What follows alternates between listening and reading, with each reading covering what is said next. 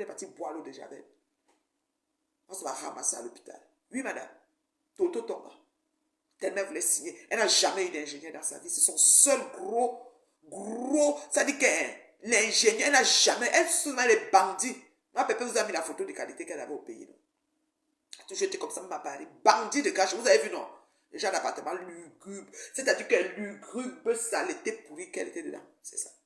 Elle va nous parler. Ça vient nous parler, quoi. Ça vient nous parler. Voilà ça. Dans le genre de trucs qu'on a sur Facebook. Donc franchement, c'est l'hôpital qui se fout de la charité.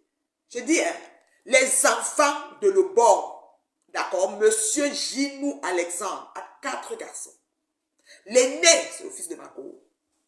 Vous comprenez quoi? L'aîné, c'est le fils de Mako avant que Toto est venu se greffer. Qui c'est? Peut-être elle a appelé Tui, elle a appelé Machin, elle a appelé ceci pour venir récupérer. Elle était dans la rue. Et il a voulu l'aider. Elle a appelé que ouais, nous sommes dans la rue parce que la maison on habite, il y avait c'est les maisons des cartes bleues. On devait venir fouiller pour ramasser les gens. Les enfileurs, tout ce qui est bandit. On devait rafler. Il fallait qu'elle fuit. C'est pour ça qu'elle vient habiter, puis voilà. D'accord? Elle s'organise par rapport à parapotage. Vous savez que dans le temps, on parle des choses il y a combien d'années? Voilà. Elle s'organise par rapport à parapotage. Et qu'elle a un petit retard, qu'elle s'est organisée. Le gars dit que ma femme est enceinte, je ne veux pas un poileau de Javel.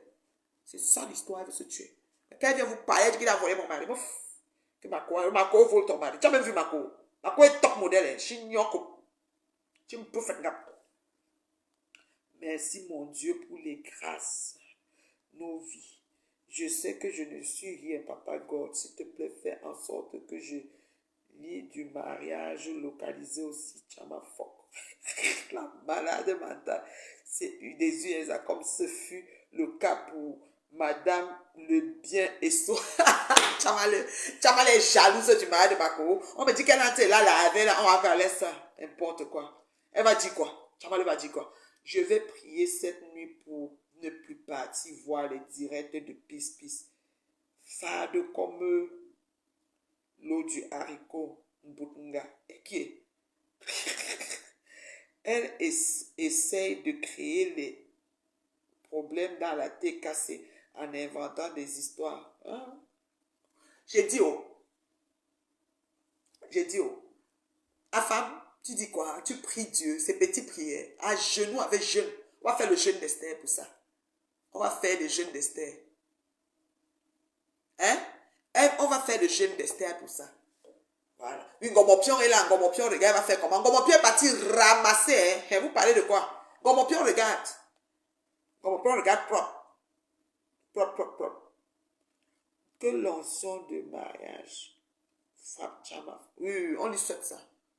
Le gars qui est son show là, vraiment, Marie là, hein, elle va être un peu plus calme parce qu'elle a le macabre du mari de Mako. Parce que Mako n'est pas une personne, elle ne va jamais s'asseoir sur Internet pour parler à qui que ce soit. C'était pas son rôle. Moi, je dansais, je parlais déjà sur Internet avant qu'ils sont venus me faire ce qu'ils m'ont fait. C'est ça que j'ai continué. Si j'avais jamais parlé, j'allais jamais parler. Mais je parlais déjà. D'accord? Marc Ancrela ici. Papa, comment tu vas? Une fille avait les dents pourries. Quand elle disait que Yvette était dents cassées, elle, c'est dents pourries de famille. Hein. Vous avez vu, non? Dents pourries. Chez eux, là, les dents pourries, ça tombe comme ça, au sol. C'est ma dent pourrie. Elle te nous dit ici que ma pépé a le dentier. On a trouvé que c'est Annabelle qui a le dentier. C'est de famille, hein. Annabelle est l'enfant de la soeur de sa mère. C'est de famille, ils ont des soucis de dents. Dents pourries. On va pas qu'elle sourit avec ça. Elle montre ses dents. On voit. Soit là, sur des gens. Mais d'alors, ton père a tué ta soeur. Ta mère a fait ceci. Donc, ceci, tu ne l'as pas mis en prison. Pourquoi? Je me brûle. Si mon père accouche ma soeur et la tue, ça te regarde à quoi? Si tu m'aimes trop, tu veux me sauver de quelque chose. Je me brûle. Je dis que c'est la famille des dents pourries. Je dis que c'est la famille des dents pourries. Vous comprenez quoi? Tous les dents sont pourries. Bonsoir, oh, ma personne personnelle. Je dis que les dents pourries, les dents cassées, arrachées. Elle peut faire quoi? Elle regarde avec ses cafards. Elle n'a qu'à regarder. Est-ce que j'ai peur? Elle sait. Mon dos est là, je m'en fous. Ils peuvent, on m'a dit comment elle est là, avec les pleurs sont partout, ils m'ont caricaturé. Tout, faites tout ce que vous avez. Je ne vois pas. Je suis responsable de ce que j'entends et je vois. Je ne vous vois pas. Donc vous allez parler là-bas. Je ne vois pas. Vous voyez que c'est difficile hein, de s'adresser à quelqu'un qui ne calcule pas. Il ne voit même pas. Franchement. Mettez le cœur, il veut partir avec mon direct. Je ne vois pas ce que vous faites. Donc, dents pourries de papa, c'est de famille. Vous connaissez ça, des familles que parfois ils restent comme ça, les dents tombent seules là. Parce que j'ai cru qu'on avait cogné. On me dit que non, c'est de famille. Ils sont comme ça. Je suis même sa mère, les dents sont pourries de nature. Donc, si elle fait comme ça, vous n'avez pas de regret. J'ai la langue, ils ont dit que, quand ils m'ont incité quelque chose, ils ont dit que ma langue est blanche. Ma langue est blanche, que j'ai une langue rose. Mais bon, j'accepte. Hein. Voilà. Tu as déjà partagé, ok. Mettez aérobas follower, s'il vous plaît. Tu as partagé jusqu'à Choléré. Oui, dents pourries. Il faut l'appeler dents pourries. Parce que c'était un dent cassé quand elle parlait des dentiers à Pépé. C'est son cousin qui est sorti avec le dentier Gomopion. De famille. Je sais qu'il y a des familles comme ça, donc ils ont des problèmes de dents. Les dents pourries, ça saute comme ça. Il me dit que Annabelle, ça va donner un boudin et puis ça va enlever tous ses dents. Non, il y a des familles comme ça. Hein? C'est sorti comme si t'as que jeté le chewing. Hein? Comme je mange le chewing, au sol. Regarde. Comme si j'étais au chewing. Je dis, yé. Et puis là, comme ça, Bacho. C'est chez Bacho, j'ai vu. Dents pourries. De comme le morgue. Irresponsable. Oui, lui encore, hein, je dis que c'est de famille, je ne comprends pas. Ma personne dit quoi même? Et ma personne est...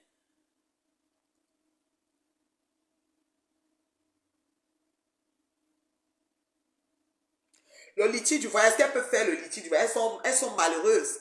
Litige du voyage, Lydie Fonken et elles vont cotiser pour faire le voyage. Voilà les vieilles femmes qui se disent qu'elles sont quelque chose. Elles peuvent faire quoi? Elles peuvent faire quoi? Litige du voyage, n'importe quoi. L'enfant même peut travailler et payer son voyage. Est-ce que le voyage coûte cher? Et bien d'abord, c'est 700 $, 800 $, c'est pas grand-chose. L'enfant peut travailler, payer. Toujours souiller les gens. Une maman qui pose des actions sans penser. Parce que la Bible dit que la malédiction va jusqu'à la 3e génération. Elle ne pense même pas au 3e. Elle est perdue comme ça. Elle s'en fout. Elle hypothèque la vie de ses enfants. Comme ça. Elle a frappé au moins 120 personnes, des millions. Elle ne peut pas prendre ça pour payer le billet d'avion des enfants. Elle a les sacs à main. Là où elle a dit, Mini Bro, elle avait un sac Chanel. Si c'est le vrai ou le faux, je ne sais pas. Elle ne peut pas vendre le sac ou louer le sac là pour payer les billets d'avion des enfants.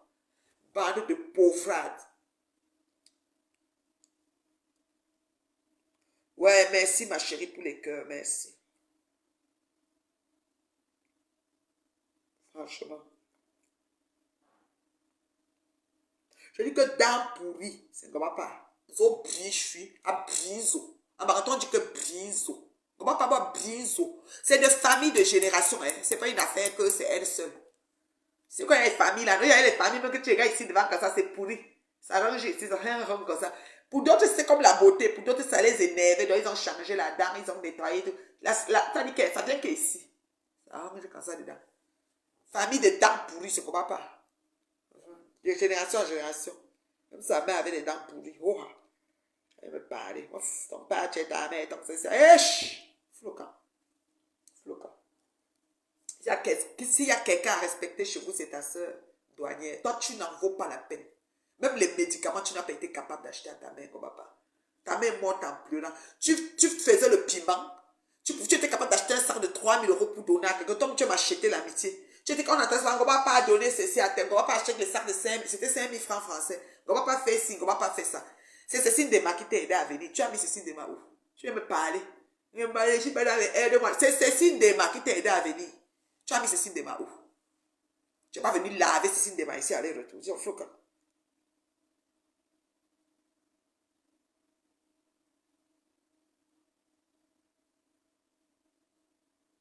Je ne sais pas si... Non, elle n'est pas de la même famille. Moi, je parle de Annabella.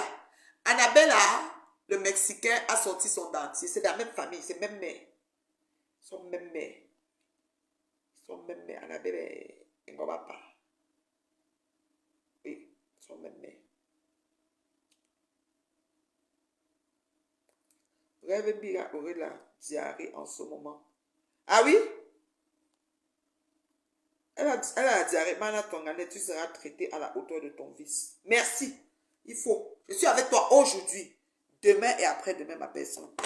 Est-ce que mon truc est en train de rentrer en arrière ou ça avance? Ah, ok. J'ai laissé la tuile dessus. Ma personne, je suis avec toi aujourd'hui, demain et après-demain. Tu comprends, non? Voilà. Mana Tongane doit être traité à la hauteur de son vice. Je suis d'accord. 1 million. On ne la laisse pas.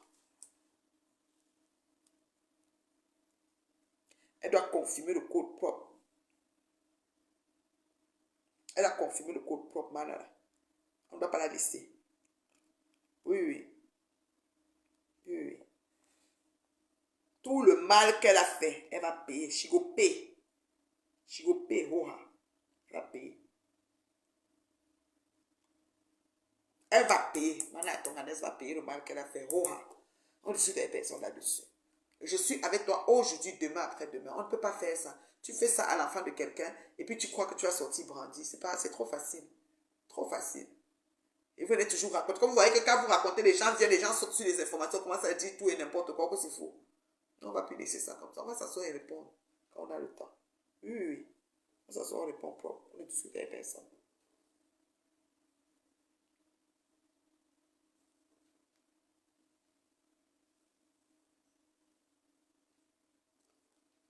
N'importe quoi. N'importe quoi.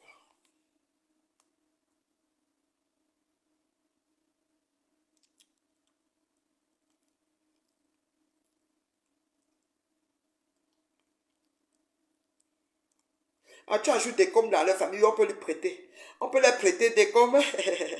Ouais, tu es pas simple dans ta tête. Donc, on ajoute des coms. Des coms, dents pourries, on va pas. Dents pourries, sa mère avait les dents pourries, père à son âme. Elle-même, on va pas dents pourries. Son cousin, même dents pourries. En fait, c'est des générations chez eux, de famille, en fait. C'est une descendance des gens qui ont les dents pourries. La mère de Guapa et la soeur de la mère d'Annabella. C'est comme ça. Cousin direct. Elle s'amuse, j'amène tous leurs noms ici. Moi, je les connais bien. Elle vient me parler. Ouf. Ta mère est morte, même un médicament, tu n'as pas pu donner pour qu'elle se soigne. Tellement tu étais, tu vendais le piment, tu achetais des amitiés, tu achetais des amitiés. Tu viens me parler. Imbécile. Bénion. Je comprends ces deux personnages vulgaires et sauvages. Annabella et Papa. Oui, oui, c'est de famille. C'est de famille. Une fois, ils s'étaient clashés. Je crois Annabella et Papa se sont clashés ici une fois, si je ne me trompe pas. Ou pendant le poème de Bachou, il y avait quelque chose qui s'est passé, je ne sais pas. C'est pas comme s'ils sont trois ensemble. Comme le Mougou. Maman m'a dit qu'il m'a lavé aujourd'hui. Maman, je ne le suis pas. Écoutez là, la femme, écoutez, la femme terriblement mariée là, elle ne voit pas vos directs. Hein. Vous voyez, vous vous cassez à faire des directs pour vous adresser. Moi, je ne vois pas. Vous voyez que ça ne marche pas là. Mais vous me regardez. Parce que bon, voilà. Moi, je ne vous regarde pas. Même là où on coupe, je ne vais pas. Je suis responsable de ce que j'entends et ce que je vois. Je ne vous vois pas. Je ne vous suis pas. Franchement, je ne vais pas. Là où on a coupé, je ne vois pas. Je suis responsable de ce que j'entends et ce que je vois. Donc, vous êtes bloqué, vous êtes là-bas, vous êtes dans les terres arides. Je ne vous vois pas. Franchement, je ne vous vois pas. Voilà, je ne vous vois pas. Donc, je disais que beaucoup de femmes au Canada, font la même chose que Manana Tonganès, font partie de la congrégation des femmes à détruire les enfants d'autrui, les fils d'autrui, à détruire les fils de leurs parents, les fils d'autrui, pleines. Elles inventent des histoires de toutes pièces, elles collent sur le mari, comme le gouvernement, la police, tout est presque en faveur de la femme, dans le but de détruire l'homme, qui devient un moine, elle le met au sol, une fois, il doit même que mourir, comme si s'il meurt, il va remplir la terre.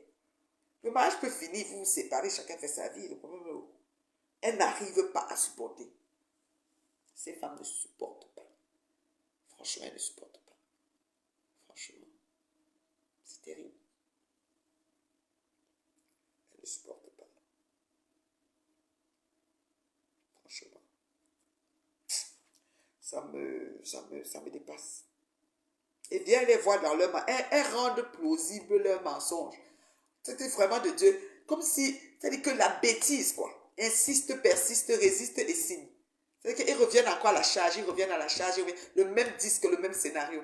Mais parce que nous, on va laisser passer. Non, parce que moi, je m'élève au fur et à mesure. Vous venez, je reviens. Vous venez, je reviens. C'est comme ça. Moi, j'ai le temps. Je veux, je m'assois sur vous. Je vous prie pas.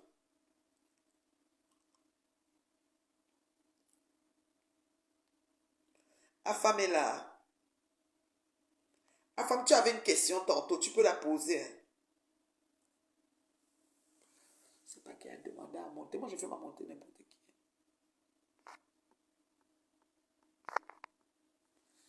Quelqu'un qui a demandé à monter, mais je ne sais pas c'est qui. connais pas le nom. Là, moi, je ne fais pas monter n'importe qui, hein, s'il vous plaît. Je fais très attention. Là. Je ne suis pas n'importe qui dans mon direct, là, franchement.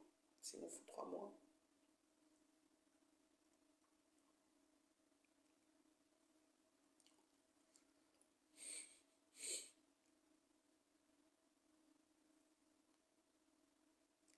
La femme, tantôt, tu avais une question. Je ne sais pas si tu es encore là.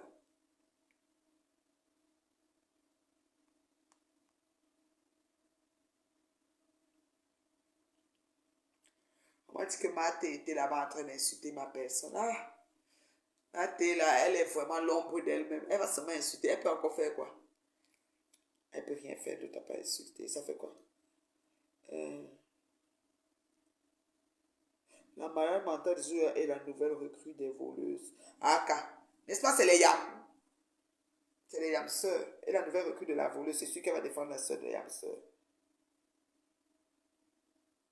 Oui, la malade mentale. Chamazo. Je mange, mais j'ai une question. Enfin, c'est ta question que j'attends pour partir. Binda a dit que le fils de le bon qui va arriver là sera ingénieur. C'est une réussite pour Mana. Ah, ok. Il sera ingénieur. Bravo. Bravo, il sera ingénieur. Bravo, mon fils. Si l'enfant arrive, il est ingénieur, bravo. Tel père, tel fils. Le cerveau, la mémoire, le père. Maman a échoué tous ses cours qu'elle devait faire. La cuisine, le truc d'éducatif a échoué. Si l'enfant est ingénieur, c'est le cerveau de son père. C'est maintenant quoi dans la tête. Le cerveau que pour nuire les gens. Alors, comment ça va? Ça va un peu et toi? Ça va très bien, très très bien. Je suis calme. Waouh. Je t'assure que j'avais mon petit programme, comme d'habitude, quoi, après le boulot. Je vais un peu soulever les poids là. Ouais.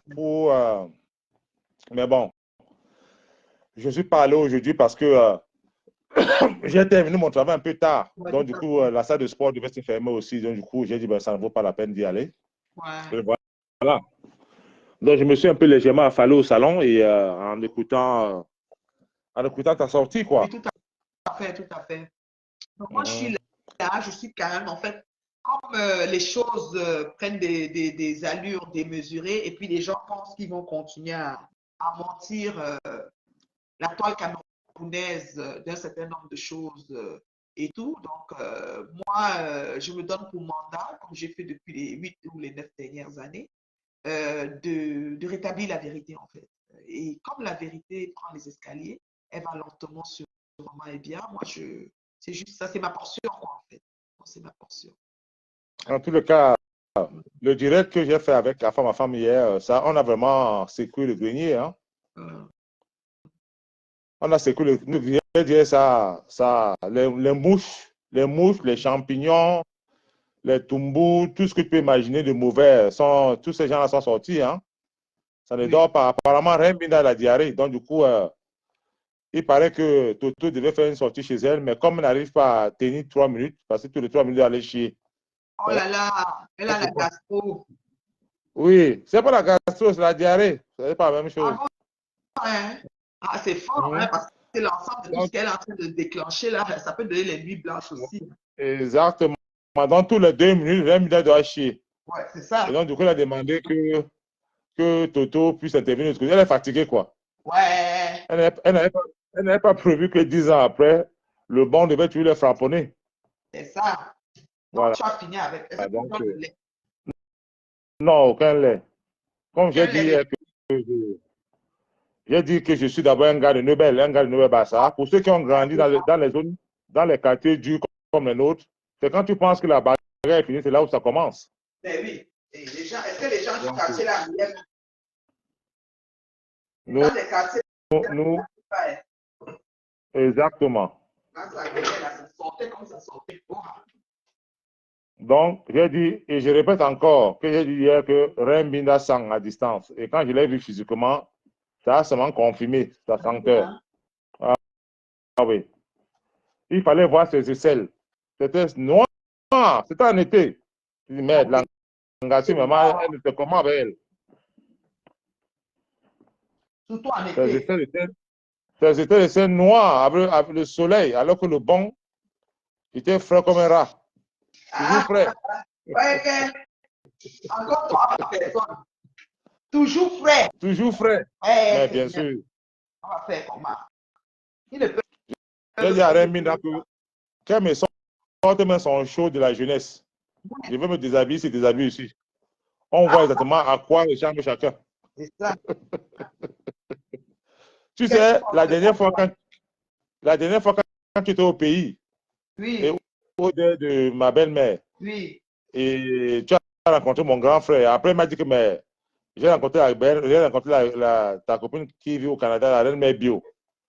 Et, et mon grand frère s'est mis à me dire que tu lui as dit que le bon coup, voilà, comme ça, il vit comme un bébé, hein. Il fait tellement attention, il ne mange pas n'importe quoi, il ne boit pas n'importe Oui, oui, quoi. je lui ai dit Eh ça. ben, voilà, tu l'as dit ça. Je Tu lui te ai dit rappelles, ça. non? Et il est très délicat dans ses choses et tout et tout. C'est un gars vraiment bio de chez bio. Oui, je lui ai dit ça. Voilà. Et, Donc, et très, il me il l'a a les dit. mêmes personnalités que toi, très attentionné. C'est vrai. Lui, il prend vraiment soin. Là. Nous, on est en petit soin. Hein? Ouais. Oui, bien sûr. Mais Bien très sûr. bien de nous. Hein? Quand tu le vois, tu ne peux même pas imaginer que tu peux pas imaginer qu'il a cet âge-là. Oui, tu ne peux pas. Tu peux pas. Voilà. Tu peux pas imaginer ça. Ah, franchement, Voilà. là, quand il m'a dit son âge, j'ai dit, Ouais. oui, le père, si ou quoi. C'est ça que le bien me dit, Marco, c'est son âge. Je dis, hey, c'est vrai que je connais aussi ton âge, c'est le grand frère. Donc, du coup, c'est correct, quoi. Mais bon, c'est que Exactement. on dit d'abord que non, que c'est pas vrai. De prime abord, on va d'abord dire que non, c'est pas vrai, c'est pas son âge. On va d'abord dire ça C'est comme vrai. ça, mais puis après, on va dire non, son Tout âge, à c'est bien fait. sûr, c'est pas vrai. De prime abord, il est bien conservé, le grand frère. Oui, bien sûr. Bien sûr. Mais tu vas venir ici, Bien sûr. on attend.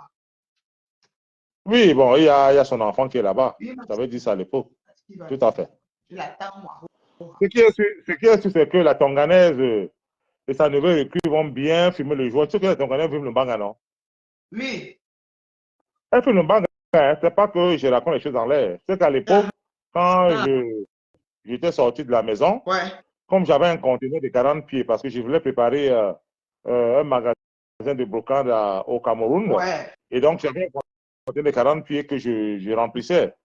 Oui. Et aussitôt que l'affaire a déclenché, mon premier réflexe était d'aller changer le cadenas de mon conteneur parce qu'elle avait les doubles clés. Bon, Exactement. j'ai changé et puis un jour, bon, j'ai décidé de me défaire de tout ça en fait. Oui. Mais c'est là où j'ai découvert que la fille fumait. J'ai vu dans son sac les joints, les trucs comme ça. Je n'en revenais pas. Hein.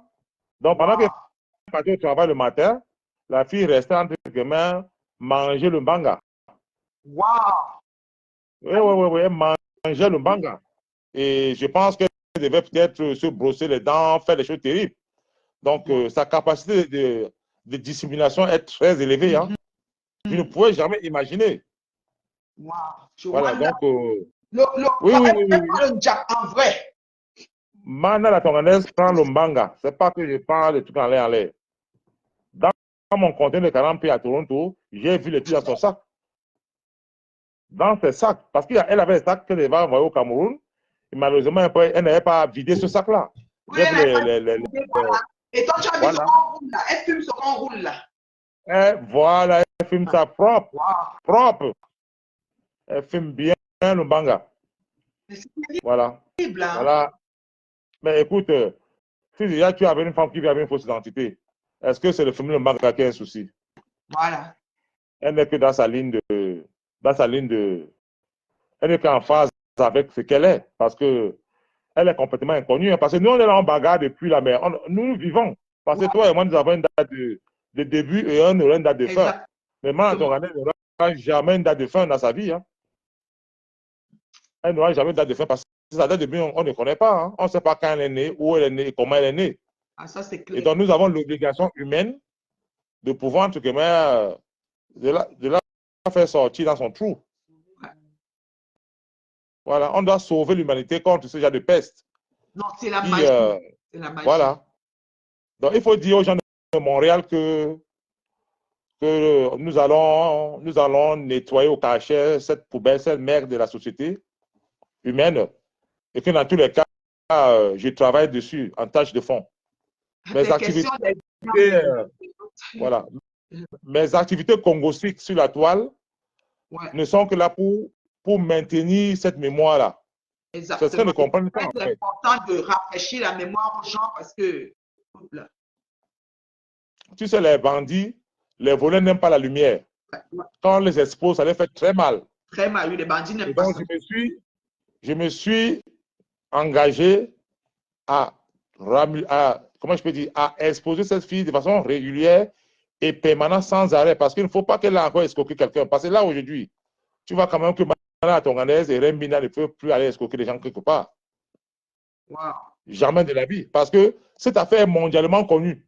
À Mokolo, à Madagascar, à Paris, à un peu partout. J'avais dit la dernière fois que j'étais le CV, j'étais l'extrait de cahier judiciaire de Mana Tonganaise. Exactement. Voilà. Je suis l'extrait de cahier judiciaire social de Mana Tonganaise. C'est que si tu veux savoir qui est Mana Tonganaise, dis-moi, on déverse.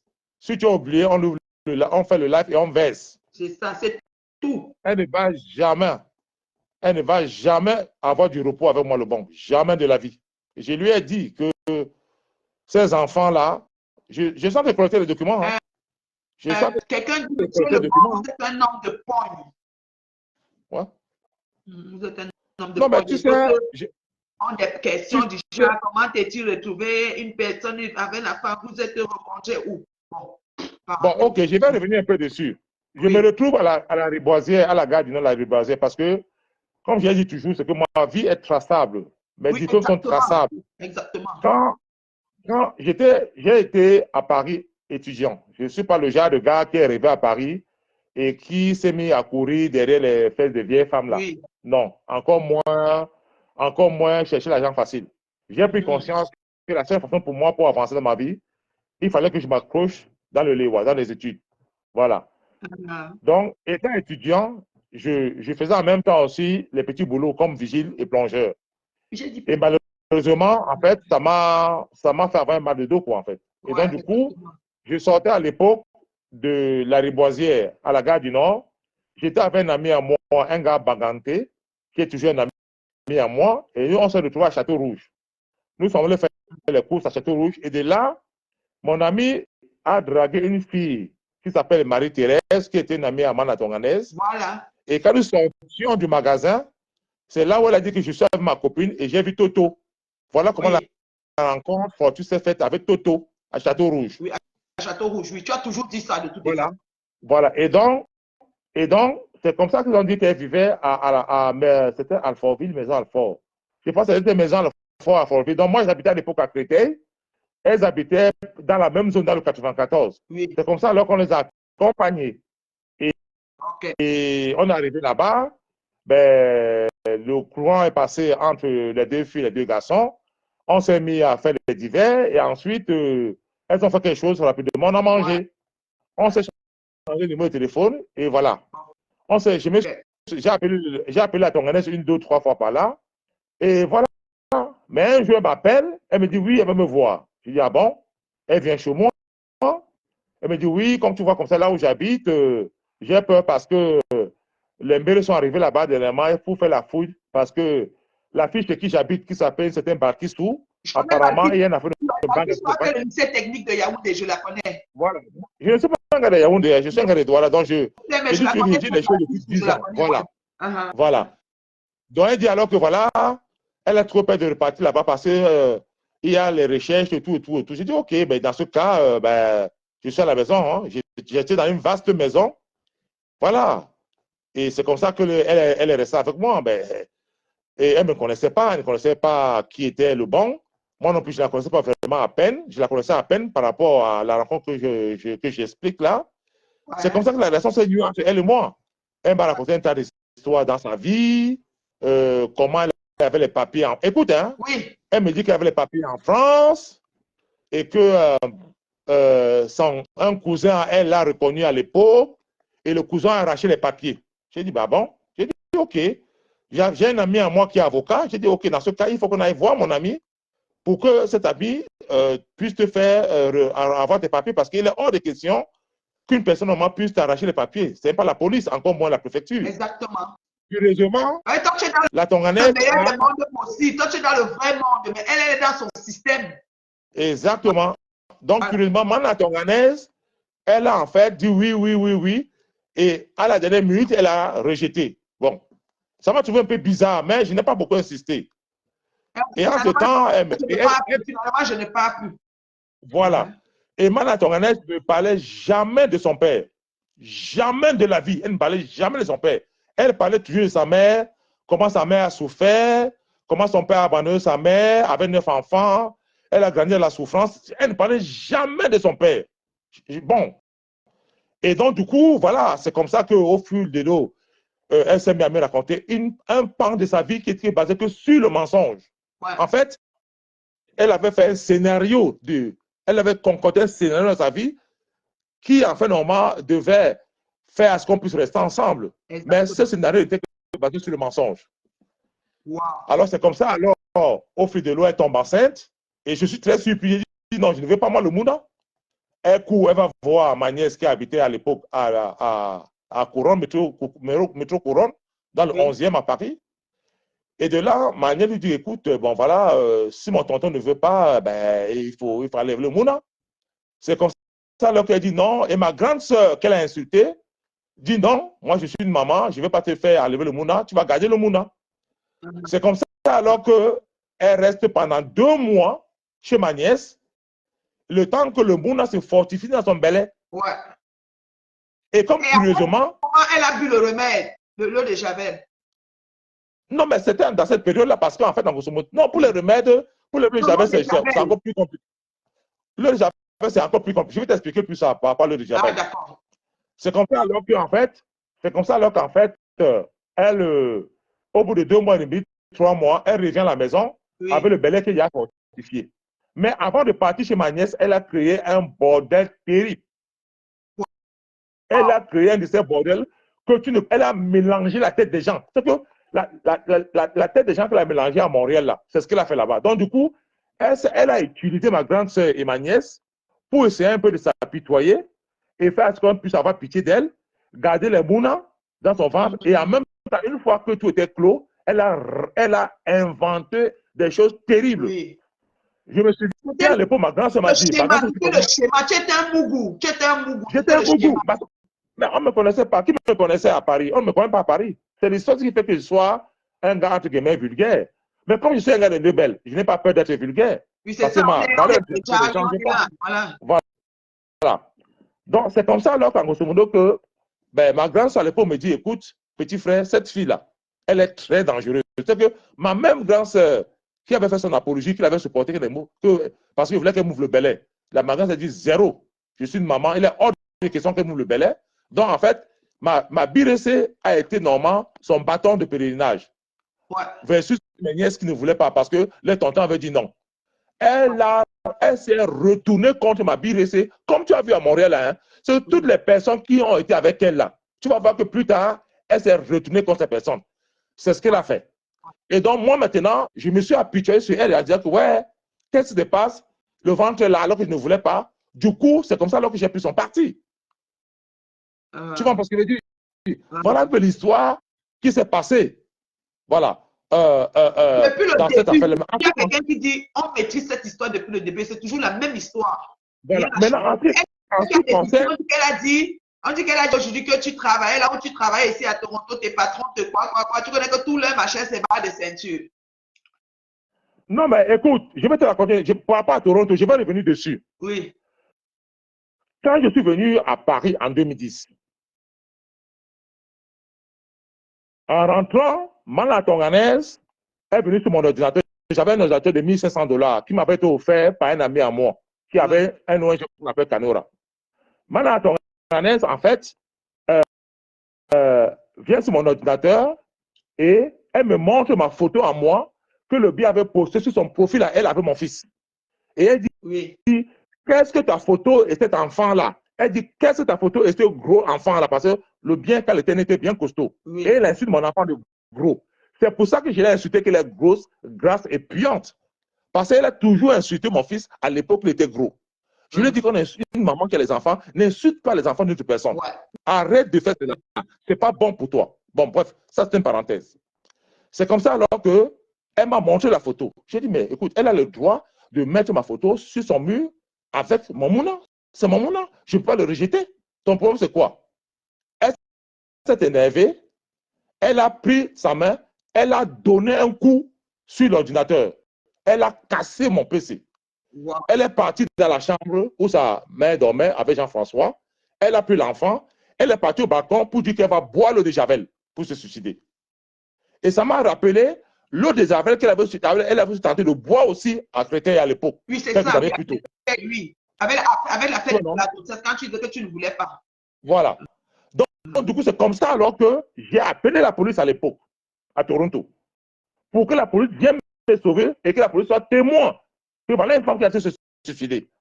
C'est comme ça que Mala Tonganaise a fui la maison avec le bébé en main et il y a au moins 10 cas de policiers qui sont arrivés à Toronto, chez moi à l'époque.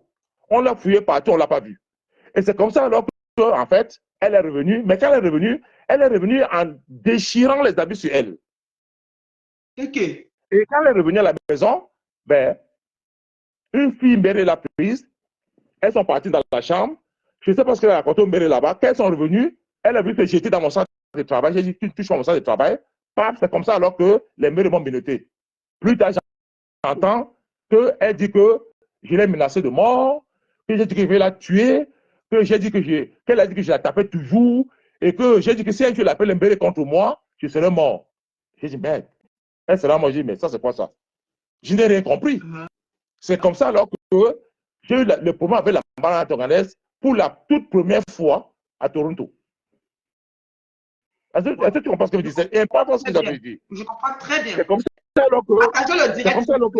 Ici, voilà. on n'insulte pas. Ici, c'est le port de cerveau, s'il vous plaît. Voilà. C'est comme ça alors que... à cette première affaire en 2010, j'étais vraiment dépassé.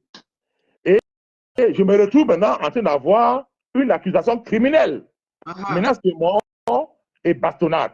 Menace de mort et bastonnade que Mala Tonganaise a créé contre moi. Suite à ce que je viens de raconter là comme ça. Entre-temps, d'après ce que j'avais appris, c'est qu'elle avait pris mon ordinateur, elle a jeté cela. Et cet ordinateur contenait la plupart de mes programmes informatiques qu'il avait amenés en France. Elle a jeté mon ordinateur à une poubelle pour que les Mbéré ne viennent pas de coup. Parce qu'il y avait dit aux Mbéré qu'elle a cassé mon ordinateur. Donc, du coup, il fallait nettoyer la trace de ces actes criminels. C'est comme ça que l'affaire est partie au tribunal et le juge canadien m'a accordé ce qu'on appelle le peace bound. Parce que cette partie-là, c'est important que je puisse raconter ces détails. Le juge canadien m'a accordé le peace bound. Le peace bound, c'est quoi en fait?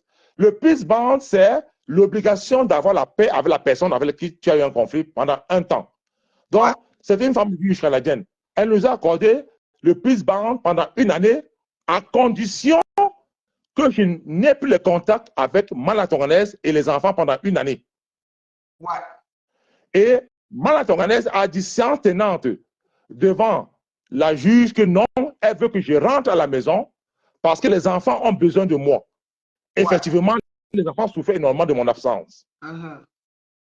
Et elle avait pris conscience qu'elle avait posé un acte et qu'elle avait inventé une histoire grave contre moi. Nous sommes en 2010. Nous sommes en 2010. Regardez bien les dates. Je rentre à la maison en fin 2010 parce que j'étais dehors pendant que le procès passait. Et c'est comme ça alors que je décide de déménager de là où j'habitais pour aller habiter ailleurs où ça devait me coûter plus cher. Mais et je me suis dit peut-être elle a entouré de mauvaises personnes autour d'elle parce qu'elle avait une amie jamaïcaine qui s'appelait Nicole. Et quand j'ai commencé à travailler à Scotiabank à l'époque, elle m'a dit que son ami lui a dit qu'ici au Canada, si elle et moi se séparent, elle aura 85% de mon salaire. Je lui ai dit, mais attends, moi je ne te comprends pas. Comment tu peux arriver dans un pays, c'est ce genre d'information que tu cherches? Pourquoi tu ne veux pas me dire qu'il y a telle information? Il y a telle information. Je peux faire telle information, faire ceci, je peux, pour trouver le job, je peux aller là, faire travailler, nanana. Voilà. Et plutôt que tu ne sais pas, j'aurai ton salaire fois. Voilà. Donc voilà alors, en fait, en grosso modo, comment je me méfie de cette fille. Et c'est elle qui était le catalyseur à ce que je décide de déménager. Parce que je préfère normalement éloigner la Tonganaise de cette fille jamaïcaine parce que je la sens dangereuse. Donc, moi, j'étais en train d'accuser une fille jamaïcaine par rapport à la Tonganaise qu'elle était mal entourée. Oui, parce que jusque-là, tu ne connaissais pas que tu es avec une grande bandite de grand chemin. Tu ne connaissais pas toujours. Oui. C'est comme ça alors que je déménage et on va habiter ailleurs. Nous sommes en 2011. On vit, la Tonganaise se met à m'insulter comme un rat à la maison. Devant sa maman parfois, quand elle m'insulte comme ça, elle rigole, elle va dans la chambre. Les enfants sont dépassés. Ouais. Imbécile, tu es mon prisonnier.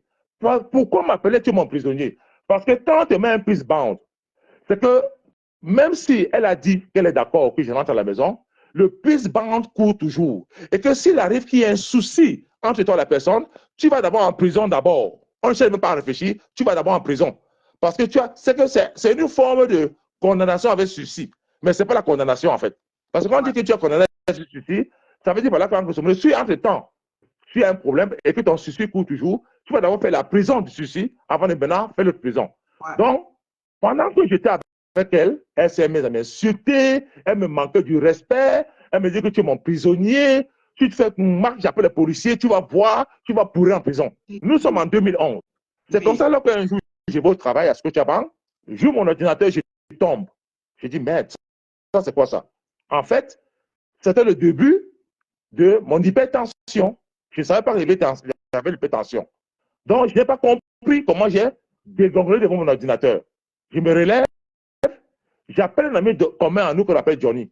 Je dis, comme tu vois là comme ça, tu sais ce qui s'est passé entre cette fille et moi, tu sais exactement tous les insultes qu'elle me fait subir devant sa maman, devant mes enfants, je vais avoir la paix. Je viens d'arriver au travail et je suis tombé parce que je ne subis que des insultes. Je lui ai demandé, s'il te plaît, Johnny, est-ce que tu peux l'appeler? Tu lui dis de venir. Moi, ce que je vais faire, je vais rentrer à la maison et je vais sortir de la maison. Nous sommes en août 2011. Ouais. C'est comme ça que Johnny l'appelle en lui disant qu'en inventant une histoire, et Mme Tonganaise va vers elle, va vers lui. Oui. Et je prends ma voiture de la ville de downtown Toronto, j'arrive à la maison, j'appelle la police canadienne au 22 division. Ouais. La police vient et elle me demande alors, qu'est-ce qu'il y a? Je leur explique ce qui s'est passé en 2010. Ils me disent que oui, ils ont vu qu'il y a une affaire entre elle et moi. C'est pour ça que je suis vite venu. Et je leur ai dit que voilà, voici ce que la fille est en train de faire par rapport à moi. Et comme il y a un peace band, moi, je ne veux pas avoir de problème, il faut que je parte de la maison. Ouais. Et il y a un jeune policier qui m'a dit, Sir, believe me, you are very smart. Move there, because otherwise you're going to be in trouble. Le policier m'a dit, monsieur, tu es intelligent, pas de là, sinon tu auras les problèmes. Mais ils m'ont dit, il faut qu'on sache d'abord si tu habites dans cette maison. Est-ce que tu as les preuves que tu es locataire dans cette maison? J'ai dit oui. J'ai sorti mon contrat de bail, ils ont vu. J'ai dit OK. Ils m'ont dit OK, prends ce que tu as à prendre. Rennes bio. Oui. J'avais 3 voitures à l'époque. J'avais une voiture, une Mercedes, j'avais une décapotable stable, et j'avais aussi une grosse voiture américaine avec un trunk. Je connais tout ça, elle avait filmé et versé les photos sur Facebook, je connais. Voilà. Donc, ce que j'ai fait, c'est que j'ai ramassé ce que je pouvais ramasser. Et ce que j'ai fait, d'abord, j'ai pris mes diplômes. J'ai mis dans une valise, je suis allé mettre au fond de la cave. J'ai caché cela. Et maintenant, j'ai pris ce que je pouvais prendre. Je suis parti parce que je ne savais pas où je devais aller, en fait, en réalité. Donc, pendant 1 à 2 semaines, tous les jours, je vivais dans les hôtels. Je dormais ici, je dormais là-bas. Bon, bref, pour moi, j'avais la paix. Ouais. Et c'est comme ça alors que j'ai fini par avoir un appartement, un studio où je payais $850 tous les mois. Je suis resté dans ce studio pendant 8 mois, pendant tout le mois d'août jusqu'au mois de décembre 2011. Entre-temps, je continue toujours à payer le loyer où elle habitait avec des enfants.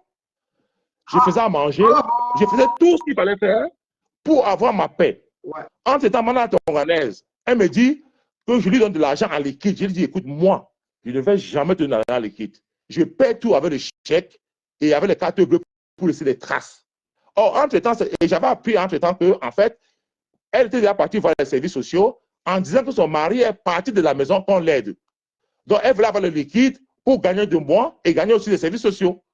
Mais comme son plan n'a pas marché et que j'étais où je payais mon loyer à $850 tous les mois, Je payais le loyer, l'habitat avec les enfants à 1500 $ tout le mois, le parking, tout ça derrière. Pour moi, j'avais la paix. Et ça m'allait comme ça. C'est comme ça alors que pendant cette période-là, j'étais en mission au Brésil pour le nom de la banque. J'étais en mission en Angleterre. Bon, bref, j'étais vraiment très performant au boulot et ça m'allait. Elle m'a tellement supplié, elle a fini par appeler ma grande sœur avec laquelle elle avait créé un conflit à l'époque. Ma grande sœur est étonnée. Ma grande sœur m'a appelé, m'a dit, petit frère, s'il te plaît, fais attention avec cette fille. J'étais très surprise qu'elle m'appelle pour, en fait, me parler que vous avez un conflit. Et vite là, par rapport à ce que s'est passé en 2010. Parce que ce qui s'est passé en 2010, et par rapport à ce que tu m'as expliqué, les raisons pour lesquelles tu es parti de la maison, cette fille risque de te faire du mal. Et vite là. J'ai dit, OK. Elle a appelé certains amis à moi, à Toronto, pour me supplier que je rentre. C'est comme ça alors que je suis rentré à la maison le 31 décembre 2011. Oui. Donc, j'ai fait 6 mois dehors. Elle m'a dit, oui, les enfants, vraiment, ces enfants souffrent, ça ne va pas du tout, il faut rentrer à la maison. Vraiment, les enfants, la case, ça fait son affaire. C'est ça. Et maintenant, alors, pendant tout ce mois, pendant toute l'année 2012, je suis allé au Canada, je suis allé au Cameroun en juillet 2012. Et au Cameroun en juillet 2012, je lui ai dit, OK, maintenant, comme je ne connais pas ton père et ta mère et que tes parents sont morts, il va falloir maintenant que je puisse savoir qui est femme pour David et Mengue Françoise. Oui. Elle m'a dit, non, tu ne vas pas savoir qui sont ces personnes-là. Ça m'a vraiment surpris. J'ai dit, mais attends, tu m'as raconté une histoire à Paris à l'époque, comme quoi ton père avait abandonné ta mère et que c'est une autre famille qui t'a adopté. Et que d'ailleurs, ton petit frère qui habitait avec moi à la maison a un autre parent. Donc, il faut quand même que j'aille voir ces parents qui t'ont éduqué. Ouais. La fille dit 0. Donc, c'est resté dans la tête. J'ai dit, OK, c'est pas grave, je vais continuer ma vie comme ça. C'est comme ça là que je rentre du Cameroun en vacances et je continue à mener ma petite vie avec elle. C'est comme ça là que, en décembre 2012, elle et moi, on va faire les courses des enfants. Attends, point, parenthèse, tu vas au Cameroun, ouais. Tu demandes à rencontrer les gens de ta famille, de sa famille, elle refuse. Non, j'ai rencontré un certain frère qui s'appelle Jean-Jacques Yacha. Oui. J'ai rencontré un de ses sœurs à Yaoundé, mais je lui ai demandé que je souhaiterais rencontrer tes parents qui sont sur ton acte de naissance. Parce qu'elle m'a dit qu'elle était adoptée par femme pour David et Mengue François. J'ai dit, mais je veux quand même les rencontrer. Parce que quand j'ai rencontré Mala Tonganaise, je n'ai jamais rencontré son père. Mais malheureusement, son père était déjà mort. Oui. J'ai quand même raconté un tas d'histoires dans sa vie. Et pour moi, c'était l'occasion de pouvoir vérifier cela. Ouais. Étant physiquement là-bas. Non, non. Donc, elle a refusé. Son père est mort quand tu étais à Toronto. Justement. Ah, d'accord. Son père est mort avant que j'aille au Canada, avant que j'aille au Cameroun. Ah oui, c'est vrai. Voilà. Parce que quand son père est mort, sa mère n'est pas partie. Elle m'a aussi raconté plein d'histoires à l'époque. Parce qu'elle me parlait. Exactement. Donc, voilà. Tout à fait. Donc, quand je suis parti au Cameroun en juillet 2012, c'est comme ça que je lui ai demandé que je veux voir femme pour David et Mengue Françoise. Qui sont tes parents sur ton acte de naissance? La vie a dit 0. J'ai dit, OK. Je n'ai pas beaucoup insisté. J'ai quand même laissé dire que je vais voir ça plus tard. Parce que dans les Kaolo de Sarémé, quand on faisait les Kaolo de Sarémé au Canada, ben, c'était différent du nom qu'elle avait. Donc, il fallait quand même que je sache exactement qui sont ces Mengue François-là. Alors que sa mère, elle me dit que sa mère, c'est Nia Madeleine. Donc, le minimum, c'était au moins d'avoir cette information-là, physique. C'est comme ça alors que ben, je rentre au Cameroun, je rentre au Canada, je continue ma vie. Et au mois de décembre, comme d'habitude, on fait ce qu'il y a à faire pour des enfants. Or, moi, j'ai une tradition. C'est qu'en tant qu'informaticien, j'ai toujours offert des ordinateurs à mes enfants. Mon premier fils avait le bien. Quand il a eu 10 ans, j'ai envoyé un ordinateur pour lui, qu'il avait acheté. Mon fils avait la Tonganaise Alexandre. Quand il a eu 10 ans, ce mois de décembre en 2012, là, nous avons acheté un ordinateur pour lui et on a acheté les cadeaux des enfants qu'on a mis à la cave. Et j'ai aussi fait les courses, un sac de valise d'habits pour mon fils en France. Et il fallait que je vienne maintenant en France lui rendre visite. Comment c'était organisé? Je devais voyager, je devais remettre les cadeaux aux enfants le 24 décembre 2012 et le mois à Toronto. Et ensuite, le 25 décembre au matin, je devais voyager pour Paris Paris, Toronto, Philadelphie, Philadelphie, Paris, et passer aussi Noël avec Momouna et lui remettre aussi sa part de cadeaux. Tu vois pas ce que je veux dire? Donc voilà le plan qu'il y avait entre elle et moi. Curieusement, le 17 décembre 2012, elle se lève un matin et elle me dit que ses enfants ont faim. Je dis, écoute, tu ne peux pas quand même me dire que tes enfants ont faim. Elle dit non parce que les habits que j'ai achetés au Mouna, ça l'énerve. Donc le sac d'habits que j'avais acheté pour mon Mouna, le bon bien, ça l'énervait. Je dis, mais attends, moi, je ne comprends pas. Je lui dis, mais écoute, quand j'ai dépensé de l'argent pour disant tes neveux au Cameroun, quand j'envoyais les 1000 $ à ton grand frère à l'entrée scolaire, est-ce que tes enfants n'avaient pas faim à l'époque? Quand j'ai dépensé pour ta famille régulièrement, tes enfants n'avaient pas faim? Quand j'ai produit la musique pour ton frère, voilà la classe, j'ai dépensé presque 5000 $ gratuitement pour lui dans un des meilleurs studios de Toronto. Est-ce que tes enfants n'avaient pas faim? Pourquoi aujourd'hui les enfants n'avaient pas faim? Pourquoi la reine Mébie? Parce que après cette affaire de 2010, j'ai complètement coupé le pont avec tous ces gens-là.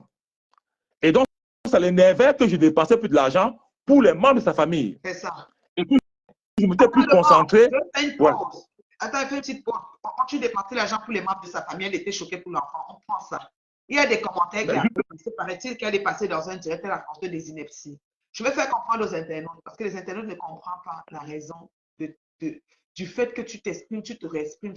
Parce que malheureusement, il y a une bande de forcenés au même cran que Manala Tonganaise et Lolo Fondia, et Biaï, les Blarmen et tout ça. Binda, ça dit des gens qui pensent que parce qu'on met une caméra, parce qu'on raconte du tout et n'importe quoi, que tout le monde va croire n'importe comment.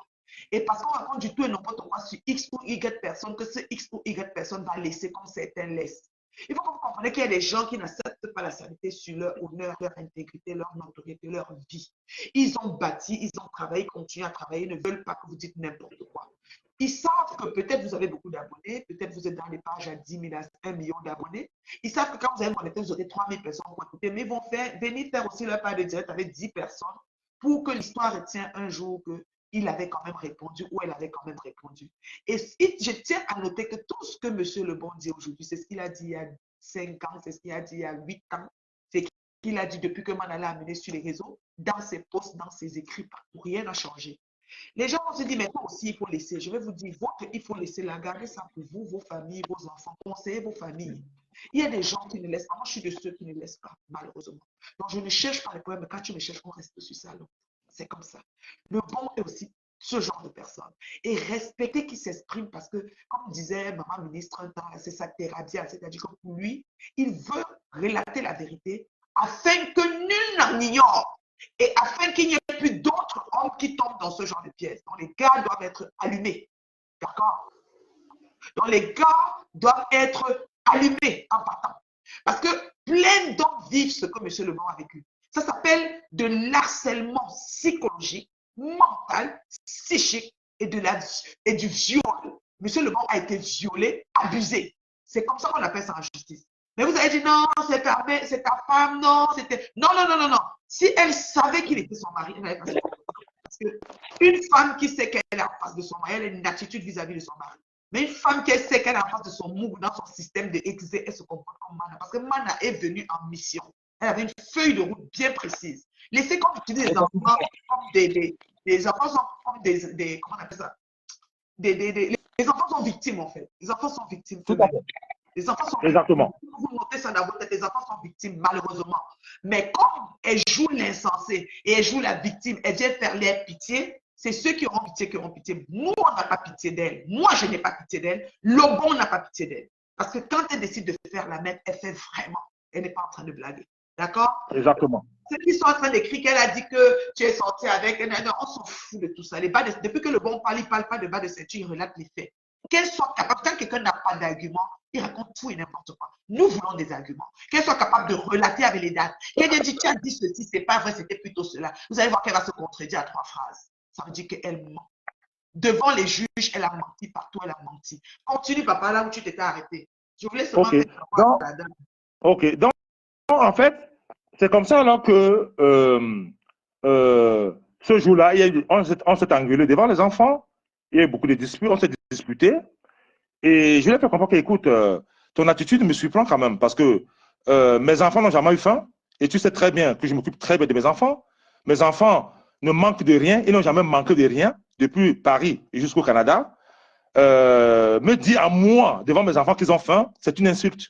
Bon, bref, c'est comme ça qu'en sortant de la maison ce jour, elle est venue devant la porte de la maison, elle s'est agenouillée et elle m'a tendu ses deux mains. Du genre, écoute, tape sur ma main, tu n'iras plus jamais en France voir ton fils ou au Cameroun voir ta mère.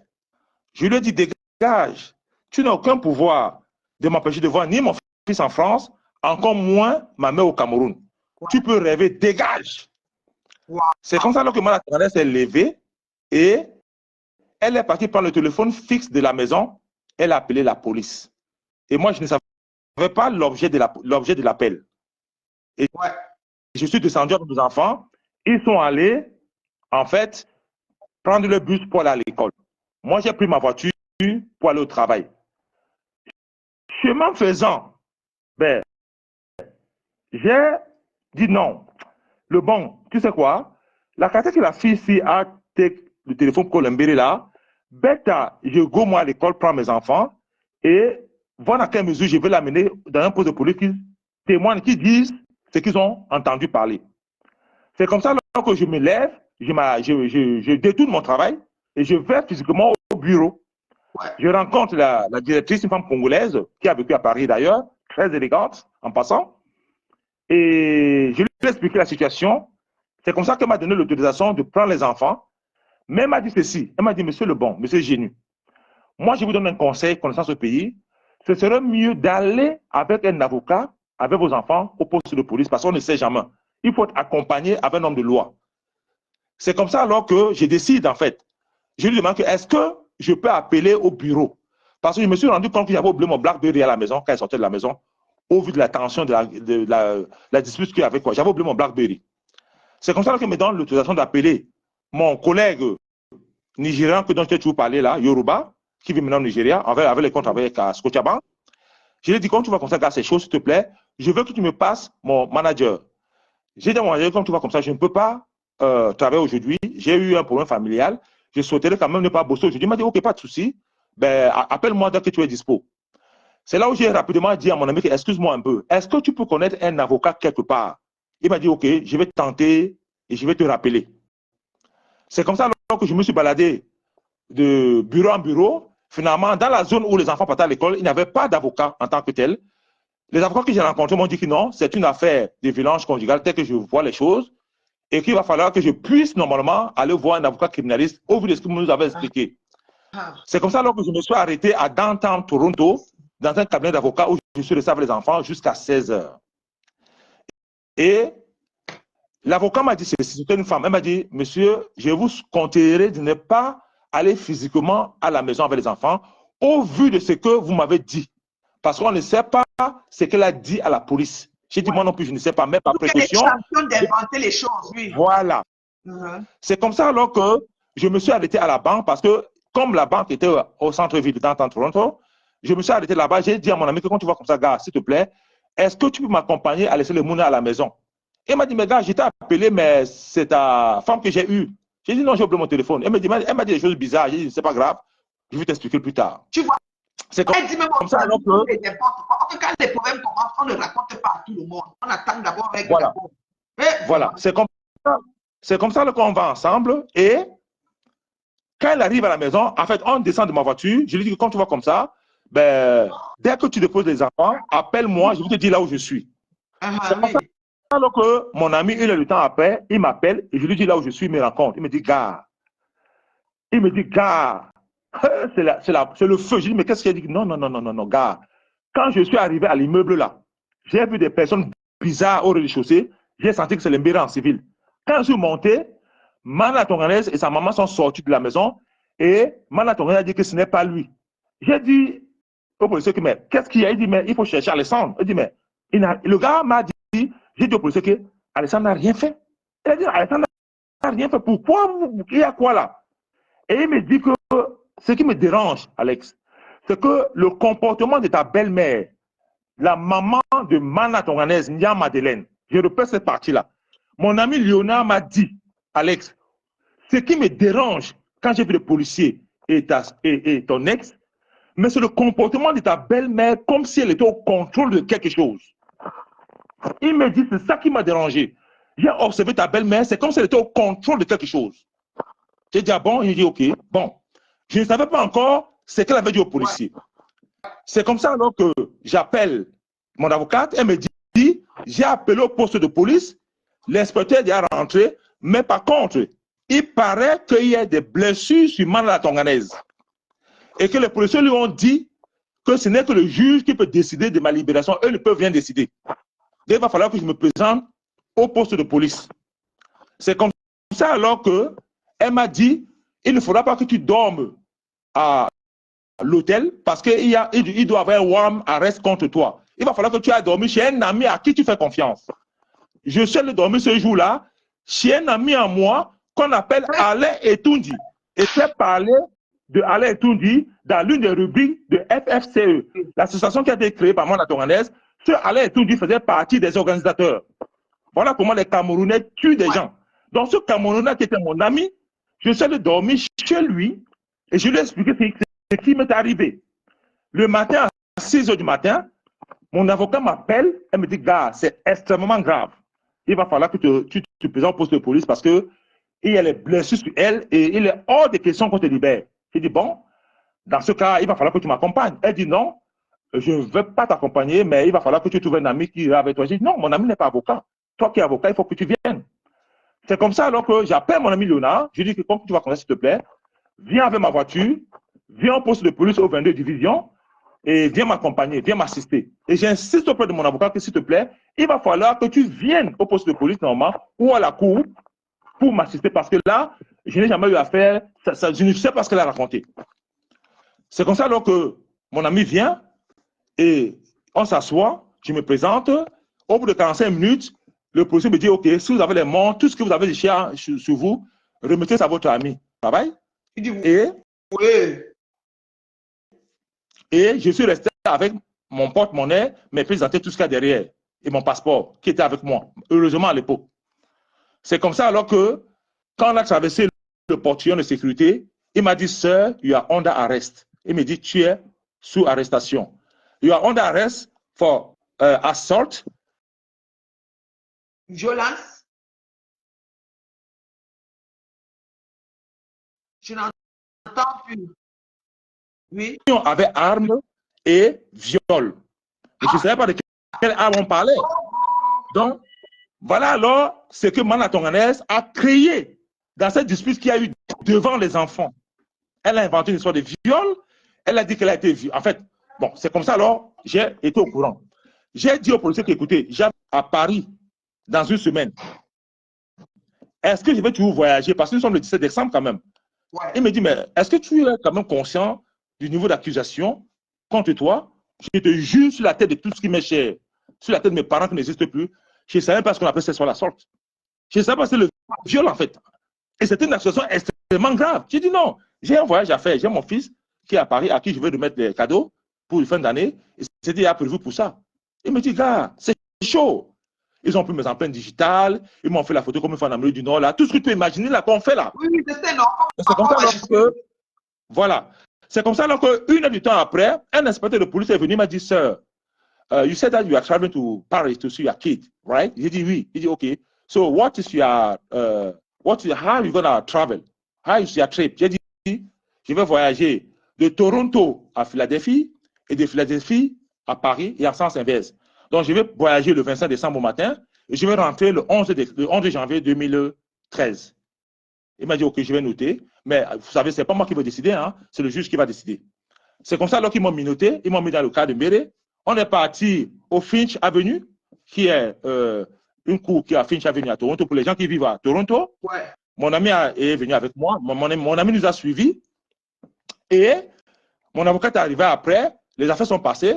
Et c'est là où maintenant mon avocat m'a présenté auprès du juge en disant qui j'étais, que j'étais canadien, que j'étais un homme normal d'une valeur sûre au Canada, je travaille à Scotiabank et que je suis quelqu'un normal, un homme responsable. Cette histoire est arrivée, mais elle demande au juge comme accord une liberté conditionnelle parce que je devais voyager à Paris voir mon fils, je lui mets les cadeaux. Et voilà, le juge m'a accordé la liberté conditionnelle et que je puisse voyager comme c'était prévu. Si tu n'es pas un enfant de Dieu, voilà DSK qui avait été accusé par une femme aux États-Unis. On est venu le pêcher à l'aéroport. Je t'assure. C'est rare de voir un homme qui est accusé d'agression sexuelle qu'on le laisse voyager le même jour d'accusation ou le lendemain. Justement, dans ces déclarations, ils ont commencé à sentir qu'il y avait le mensonge. Mais justement, parce que moi j'étais. Attends, imagine qu'on t'accuse de viol. Tu dis au policier que non, j'ai un voyage à faire. Depuis quand on t'accuse de viol, tu dis aux gens que j'ai un voyage à faire. Tu vas te taire et négocier quand tu es libéré, tu voyages ou tu disparais. Donc moi, tout naïvement, j'ai dit, parce que je ne savais même pas ce que ça s'appelle, c'est sur la faute. C'est maintenant quand je suis rentré de Paris que mon avocat demande son parti prendre ce qu'on appelle le disclosure, dans le dossier criminel. Mais c'est là où j'ai découvert les choses terribles. Et ce disclosure, Nathalie, je vais te faire lire ça. Je pense que je suis en train de réfléchir dans quelle mesure je vais mettre ça sur la toile tôt ou tard, quand je vais finir tous les activités juridiques contre elle. Parce qu'il faut quand même que les Camerounais comprennent à quel niveau ces filles est dangereuse. Parce que je ne peux pas laisser des gens inventer des choses comme ça sur les enfants de Dieu. Pour avoir mon niveau scolaire, j'ai fait le gardiennage, j'ai fait la plonge à Paris. Aucune femme ne va te dire dehors que je lui dois de l'argent parce qu'elle m'a entretenu pendant que je faisais mes études. Et je ne veux pas quand même accepter de me faire écraser par une saleté comme ça. Bon, bref, c'est comme ça alors que j'ai lu tout le disclosure, j'ai découvert des choses incohérentes, énormes. Et donc, j'ai commencé à faire mes propres enquêtes et j'ai sorti les éléments nécessaires pour donner à mon avocat. Malheureusement, pour moi, ce cabinet d'avocats que j'avais rencontré, le monsieur m'avait dit, écoutez, cette affaire va te coûter 1 an de salaire. À l'époque, j'avais plus de 100 000 $. Il m'a dit, ça va te coûter 1 an de salaire. C'est une affaire criminelle. À Toronto, c'est 400 $ de l'heure. Donc, maintenant, moi, étant coincé, qu'est-ce que je dois faire? Ben, je dois me battre. Ce que je fais, j'écris à mon bailleur que, écoutez, je n'habite plus dans cette maison-là parce que la mère de mes enfants, mon ex, m'a accusé d'avoir violé, battu avec la ceinture. Et donc, je ne suis plus responsable de cette maison-là. C'est comme ça que Mana Tonganès a été throw out, a été rejeté de la maison parce qu'elle n'avait pas l'argent. Et elle allait vivre dans un foyer. Je le dis tous les jours. Et c'est ce que je vais dire à mon enfant, que si vous êtes trouvé au foyer, voici ce qui s'est passé. Et tout mon argent qui travaille, je payais les avocats avec. Voilà. Donc tout mon argent que je travaillais, ça me permettait de payer les avocats avec. Je ne peux pas quand même me battre pour ma liberté et en même temps nourrir une criminelle, une poubelle, une saleté, une merde de la société qui m'a mis dans la merde. Une raclure de la société. Ça n'a vraiment aucun sens. Voilà en fait, en grosso modo. Et voilà pourquoi je suis resté dans la radicalité. J'ai dit, je serai radical. Parce qu'en 2011, comme j'ai expliqué de façon chronologique, elle a utilisé les enfants que je rentre à la maison. Mais si j'étais si important que ça, mais pourquoi elle a inventé une sorte de viol contre moi? Pourquoi si j'allais en prison, mes enfants vont hériter? Elle a pu réutiliser les enfants. Les enfants n'étaient plus. C'est-à-dire, elle avait déjà passé, elle avait déjà grillé la carte des enfants. Elle peut aussi dire que, ouais, par rapport aux enfants, je ne peux pas faire ça. Puisqu'elle met toujours les enfants en avant. Exactement. Donc, du coup, j'ai vu qu'il y avait une contradiction absolue. Dieu t'a sauvé, vraiment. Voilà. Donc, j'ai compris qu'en fait, les enfants de Mana Tonganès avec moi n'étaient que les objets qu'elle utilisait. C'est ça que je dis qu'elle a pondu des enfants. Ça veut dire par là qu'elle a volé mon sperme pour faire des enfants. Je le dis et je le fais tous les jours. Au vu de ce qu'elle a eu à faire. Mana Tonganès n'a pas vécu une relation d'amour avec un homme. Elle a vécu avec une ressource, elle a vécu avec un mougou qu'elle utilisait son sperme pour faire les enfants. Et j'ai dit que si Mana Tonganès pouvait faire même 20 enfants, elle l'aurait fait. Elle l'aurait fait. Attends, je ne suis pas un les garçons. Regarde mes garçons comment ils sont au Canada. Ils sont tous beaux et grands. Ils ont mon ADN, ils ont ma corpulence. C'est les beaux garçons. Quelle femme là-dedans ne souhaite pas faire un enfant avec le bon? Il y a l'intelligence qui donne. Il y a l'élégance qui est là. Il y a tout, la propriété. Si un gars nickel, tu vas à la maison, tu vois à quoi je ressemble. Donc voilà en fait, en grosso modo, ce genre de personnes que j'ai rencontrées dans ma vie. Et comme je t'ai expliqué en grosso modo, tout au hasard, Mana Tonganès, comme je l'ai dit tantôt, s'est incrusté dans ma vie, en fait, en réalité. Quand j'ai expliqué comment elle m'a appelé en disant que voilà, elle n'avait pas le où aller. En fait, en réalité, on ne s'est même pas connus pour qu'on s'en vive ensemble. Et dans le dossier criminel, où la juge a donné les raisons de mon acquittement, a expliqué ça à l'intérieur. Nathalie, je vais te faire voir ça un jour, tu vas lire. Elle a tout expliqué.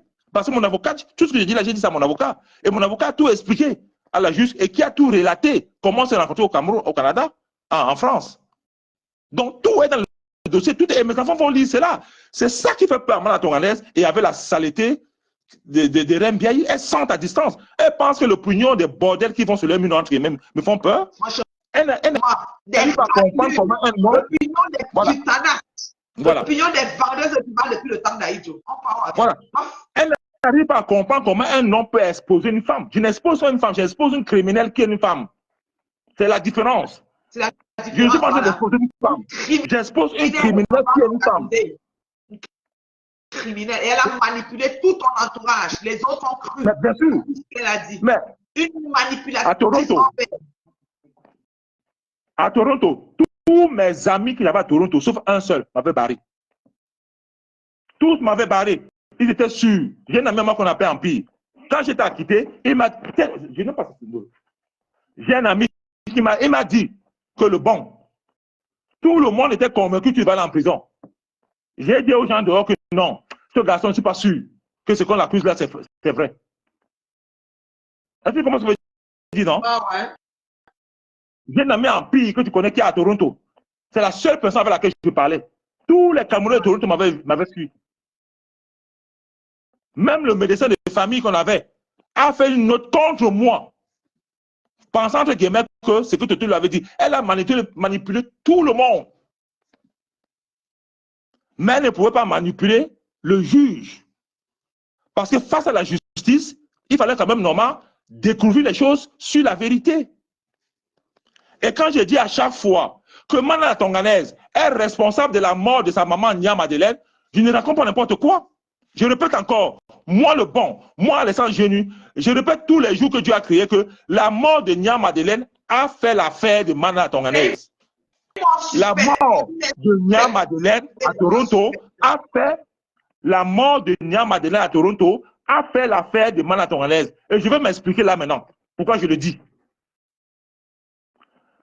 Mana Tonganaise, quand elle m'a accusé d'avoir violé, battu avec la ceinture, ça a créé ce qu'on appelle un dossier criminel. Donc il y avait un procès criminel. Quelques temps après, Mana Tonganaise normalement a fait une demande de la pension alimentaire. Ça, c'est un dossier civil. C'est important ce que j'ai en train de dire. Parce que je laisse des traces. Oui, tout à fait. C'est très important. Voilà. Pour soutenir son dossier civil, Mana Tonganaise a dit qu'elle a été battue devant les enfants le 17 décembre 2012. Et quand elle a appelé la police, j'ai fui. Donc, dans les faits qu'elle a relatés par rapport à la justice, au juge des affaires familiales, elle a dit qu'elle demandait la garde exclusive parce que je l'ai battue devant les enfants. Et quand elle a appelé la police, j'ai fui. Donc, Mana Tonganaise, qu'est-ce qu'elle a fait? Elle a inventé une histoire qui collait avec la cour. Or, quel est le juge canadien ou n'importe quel juge de cette terre qui va me donner une garde partagée à quelqu'un qui violente la femme devant les enfants? Donc, voilà comment Mana Tonganaise, normalement, a inventé un scénario de violence conjugale dans l'affaire civile. C'est comme ça que le juge canadien lui a donné la garde exclusive des enfants en octobre 2015. En mon absence, je n'étais pas là. Maintenant, quand le procès criminel avait eu lieu, quand le procès criminel a commencé en mai 2016, on a posé une question à Mana Tonganaise que qui a accompagné les enfants le 17 décembre 2012? Mana Tonganaise a dit que c'est elle qui a accompagné les enfants ce jour-là. Rappelez-vous que je vous ai expliqué dès le départ que quand je descendais avec les enfants qui allaient prendre le bus, elle a appelé la police. En fait, Mana Tonganaise, pourquoi elle a dit qu'elle accompagne les enfants? Parce qu'elle a dit sur le procès, sur le dossier criminel, qu'elle avait été violée le 16 décembre 2012 et que pendant que je la violais, mon fils Jean-François, le dernier, était sur le même lit que nous et qu'elle ne voulait pas crier pour ne pas réveiller l'enfant. C'est la première fois qu'une femme se fait violer et elle ne crie pas pour ne pas réveiller l'enfant. Bon. Et de deux, elle dit qu'elle a accompagné les enfants à l'école avant de venir pour appeler la police. Oui. Mais il faut quand même comprendre que tu ne peux pas prendre un alibi qui est faux pour justifier un acte. Parce qu'elle dit qu'elle a été violée à la veille du 16, dans la chambre conjugale, et que l'enfant était à l'intérieur, était sur le lit, et qu'elle n'a pas voulu crier pour ne pas réveiller l'enfant, pendant qu'il s'est fait violer et tabasser. Et de deux, elle dit qu'elle s'est quand même réveillée le matin, elle a préparé les enfants pour les amener à l'école. C'est quand elle est revenue qu'elle a appelé la police. Et j'ai dit à mon avocat qu'elle n'avait jamais accompagné les enfants à l'école. Mon avocat m'a dit, mais est-ce que tu peux démontrer de façon matérielle? J'ai dit, oui, j'ai les preuves de ça. J'ai dit, mais regarde le disclosure. Dans le disclosure, elle a appelé à 8h35. Or, de la maison à l'arrêt bus, c'est 5 minutes. Et les enfants prennent le bus tous les jours à 8h40 ce jour, à l'époque.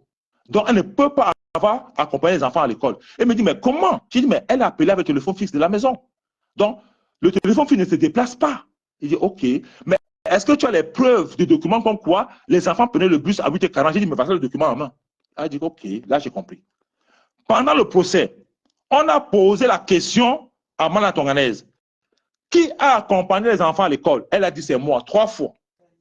Elle a dit que c'est elle, 3 fois. Maintenant, alors, mon avocate a sorti les détails de l'appel téléphonique en disant que voilà, et mon avocat a posé la question de savoir que de la maison à l'arrêt bus, ça fait combien de temps? Elle a dit ça fait 5 minutes à pied. Il dit OK.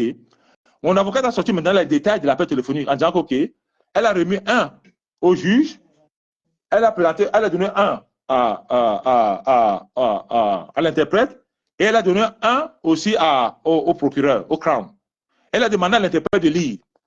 L'interprète a dit à lui que Mana Tonganaise a appelé la police le 17 décembre 2012 à 8h35. Donc, ça colle avec le moment où je descendais avec les enfants. Et qu'elle a cessé d'appeler la police à 8h38, 53 secondes. C'était écrit dessus. Et or, elle a bien dit que c'est elle qui accompagne les enfants à l'école. Elle a bien dit que de la maison à l'arrêt bus, ça fait 5 minutes. Donc, on lui dit, ah, OK, au vu des éléments matériels que nous avons là, et au vu de tes réponses là, qui a accompagné les enfants à l'école? Mana la Tonganaise, la criminelle, la tueuse, a dit que c'est sa mère, Nia Madeleine. Nia Madeleine est déjà morte. Est-ce qu'elle va venir témoigner pour se défendre elle? Non. Donc, quand je dis que Mana la Tonganaise. Elle s'est dit qu'elle mieux mettre sur la mère parce que la mère n'est plus là pour témoigner. Elle s'est dit ça. Mieux mettre sur la mère parce que la mère n'est plus là pour témoigner. On va attendre, il va revenir, il est quitté, je ne sais pas ce qui s'est passé. Elle s'est dit que mieux mettre sur la mère parce que la mère n'est. Vous voyez comment. Et puis quand elles font les directs, elles vont raconter, il a binda, il n'a pas binda, le mari est parti, il est resté, il n'est pas resté, au lieu de relater les faits. Vous venez parler d'une situation, vous n'avez pas d'argument. Voici un direct qu'il est en train d'expliquer. Pose le play. Tu dis ceci, c'est faux, c'était plutôt cela. Peut-être en l'écoutant et en répétant ce qu'il dit, peut-être tu vas te positionner et tu vas mentir parce que tu vas faire la même version 3-4 fois. Parce qu'un menteur ne peut pas raconter quelque chose et ça reste cohérent. Un menteur donne toujours. Parce qu'il est toujours, c'est-à-dire qu'il ne se rappelle pas, il ne peut pas relater les faits avec les années, les jours et les dates. Ça c'est sorti, attends, il revient. Un menteur, quand il relate les faits, il ment toujours. Il ne peut pas parler de ça, il dit qu'il va s'embrouiller. Quand tu es cohérent, tu donnes les dates, les jours, les machins, la même chose tous les jours, ça c'est pas. C'est pour ça qu'elle a raté le procès devant un tribunal des femmes. Il y avait au moins 8 femmes, 10 femmes. Elle a raté le procès. Vous vous rendez compte? Donc tout ce qu'elle a raté, une femme, la cause des femmes, elle a raté le procès devant un juge femme. Tout, l'équipe, tout, greffier, tout, c'était un plateau de femmes. Elle a raté le procès. C'est pour vous dire. Donc celle-là, elle peut parler de moi jusqu'en... Moi, mon mari, elle fait tout. Toronto, Montréal, tout de... Je nique sa race 1 million. D'accord? Tant que femme pour Paola, c'est appelle ton nom. Je te dis, tant que femme pour Paola, c'est ça. Je nique ta race 1 million. M'en fous de toi. Elle peut parler, c'est-à-dire que parler jusqu'à finir même toute sa salive, je n'ai rien à foutre. C'est quelqu'un là-bas. Pourquoi ça refuse de prendre? Oh. Ils sont en train de signaler peut-être, je ne sais pas. Oh, voilà les choses. Ils sont en train de signaler ma personne, je ne sais pas. C'est comment ils sont, non? Je suis ici, je n'ai pas 3. Et ils se connectent, ils ont 3000 personnes, mais ils veulent manger tout Facebook. Moi, j'ai 150, 170, même pas. Et vous voulez seulement me tuer. Vous voyez? C'est ça. Oh. Vous voyez comment vous êtes? Je n'ai pas 1000 personnes, je n'ai pas vos 5000 personnes, vos 10 000 pages, les j'aime, les likes, même les partages, je n'ai même pas 50 partages. Vous voulez me tuer? Oh, vraiment. Ah, vraiment. C'est grave. Vous voulez seulement me tuer. encore voir, je ne sais pas pourquoi ça fait ça. Ça monte, ça repasse, ça monte. Quand je suis correct, je n'ai rien fait. Peut-être le téléphone s'est déchargé, je ne sais pas, j'ai rien touché moi ici à l'écran. Je sais pas ce qui s'est passé. Mais franchement, ce qu'il explique, là, il a expliqué ça N fois. D'accord? Une maman, si ce n'est pas que la mère demande à paix à son âme aussi une autre sorcière, quelle maman peut accepter ça? Moi, j'ai ma fièvre, elle m'a fait ça au fils de quelqu'un. Doué. Moi, tu me vois, je vais seulement fuir. Je ne peux même pas acquitter. Surtout qu'elle n'a pas été battue. Le bon est sorti de la maison avant. Mais la mère était comme ça. Peut-être si tu tentes, je finis avec toi. Et sa mère va faire comment? Puisque sa grande sœur avait chassé la mère à la maison.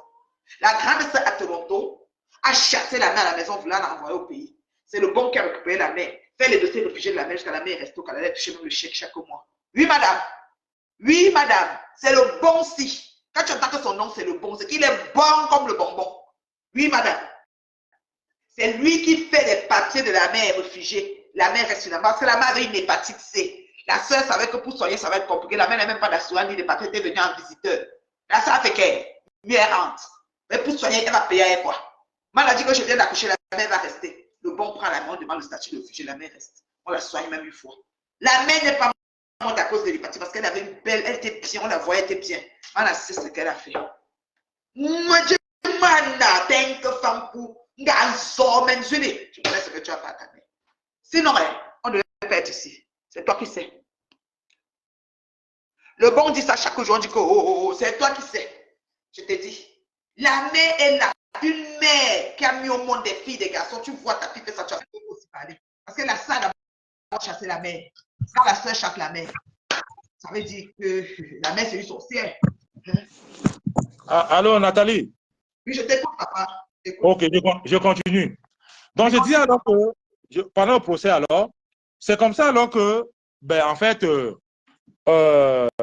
Mala Tonganaise, en fait, dit que c'est sa mère qui a accompagné les enfants à l'école. Mais sa mère est déjà morte. Ouais. Sa mère est déjà morte. Qu'est-ce qui va se passer? Donc, Mala Tonganaise a quand même eu le courage de mentir sur la tête d'une personne qui est morte. Donc, c'est une accusation qu'elle a faite contre sa mère. Et quand je dis que Mala Tonganaise c'est une criminelle, les gens ne peuvent pas comprendre. Comment elle a pu avoir le courage pour déverser un acte que la police. Donc, quand je dis que la mort de Nya Madene à Toronto a arrangé Mala Tonganaise, voilà la raison principale.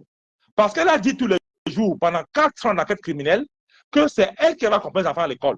Maintenant, face au tribunal et devant le juge, ben, on lui a démontré qu'elle n'a jamais accompagné les enfants à l'école.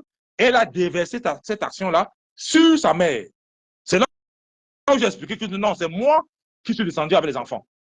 Et donc, du coup, devant le juge, Mala Tonganaise n'était pas crédible parce qu'elle a utilisé un alibi qui est faux pour tenter de justifier un acte qui s'est passé dans le passé. Elle a dit qu'elle a été violée le 16 décembre, qu'elle était battue à l'absence des enfants, mais par contre, elle a menti et on a prouvé qu'elle n'a jamais accompagné les enfants à l'école. Mais pourquoi elle a pris un faux alibi? Simplement parce que l'appel téléphonique qu'elle a fait entre guillemets était déjà préparé, même ne savait pas quand ça devait se produire. Son appel contre moi était déjà préparé, mais elle ne savait pas quand ça devait se produire. Et ça s'est produit ce jour-là. Et parce que comme il y avait le peace bond qui a existé à l'époque, c'est pour ça que quand les policiers sont arrivés, les policiers ne m'ont pas fait du cadeau. Parce qu'ils voulaient tout ce soir, parce que comme ils ont vérifié qu'il y a eu une affaire qui s'est passée entre elle et moi avant, donc du coup, pour eux, c'est déjà un élément que quelque chose s'est passé. Donc, Mala Tonganaise a joué sur fait qu'on avait un problème avant pour pouvoir maintenant, entre guillemets, inventer notre histoire. N'oubliez pas qu'en 2010, elle m'a accusé de menaces de mort et de bastonnades, un truc comme ça. Et en 2012, elle m'accuse de viol et de bastonnade avec la ceinture. Mais excusez-moi. Elle voulait finir avec ta vie. Mais quel homme normal peut encore s'approcher de ce genre de personnes? Dites-moi sincèrement. C'est la peste. Mais quel homme normal qui a ce sens peut dire, mais attends, mais j'étais avec qui? Je vivais avec qui? J'avais ma affaire à quoi? Maintenant, ça c'est la partie accompagner les enfants à l'école. En ce qui concerne la pension alimentaire. Mhm. En ce qui concerne la bastonnade devant les enfants, mon avocat lui a posé la question de savoir que, mais est-ce que M. Génu vous a tapé devant les enfants? Elle a dit non. Il ne m'a jamais tapé devant les enfants. En fait, dans son accusation criminelle, Mana Tonganaise, bandite et criminelle telle qu'elle est, elle a exclu explicitement les enfants dans l'accusation comme témoin, en disant que les enfants dormaient quand je la tapais. Est-ce que vous voyez un peu son niveau? Elle joue vraiment avec les jeux de rôle. Voilà. Donc, c'est comme ça alors que Mana Tonganaise, je répète encore, c'est que pour demander la pension alimentaire, elle a dit qu'elle avait été battue devant les enfants. Et donc, du coup, le juge, étant au courant qu'il y avait une affaire criminelle entre elle et moi en parallèle, ne pouvait que la croire par rapport à cela. Mais un an après avoir eu la garde des enfants, il y avait le procès criminel qui devait avoir lieu en mai 2016.